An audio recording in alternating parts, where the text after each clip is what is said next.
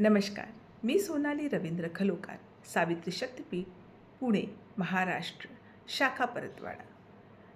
11 April 2026 Mahatma Phule यांची 200वी जयंती. त्या निमित्ताने महात्मा फुले यांनी त्या काळी अखंडाद्वारे मोठे प्रबोधनात्मक कार्य केले. ते आजही उपयुक्त आहे. जाणून घेऊया त्यापैकी एक अखंड व त्याचा भावार्थ. आजचा अखंड आहे: सरकारी शाळा आधी शूद्र भरा, भटोबास थारा देऊ नका. भटावत तुम्ही शिक्षक बनावे, त्यांना हटवावे सत्यामध्ये. विद्या शिकवुनी मग गप्पा, मनुमत कापा तुम्ही सर्व.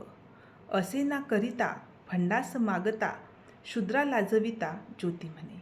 जाणून घेऊया या ओळींचा अर्थ. या ओळींमध्ये समाजातील लोक म्हणत असतात की शूद्रांचं शिक्षण देऊ नये, त्यांनी फक्त पारंपरिक कामे करावी, वेदांचा अभ्यास करण्याचा त्यांना अधिकार नाही, अशी चुकीची समजूत पसरवली जात होती.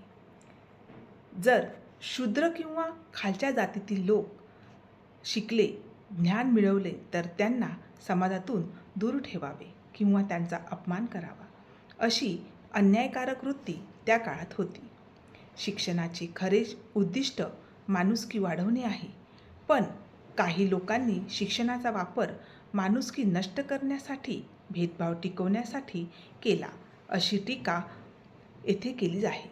महात्मा फुले म्हणतात की शूद्रांना शिक्षणातून वंचित ठेवून त्यांच्याकडून देणग्या किंवा इतर अपेक्षा ठेवणे आणि त्यांचा अपमान करणे हे अत्यंत लाजिरवाणे आणि अन्यायकारक आहे.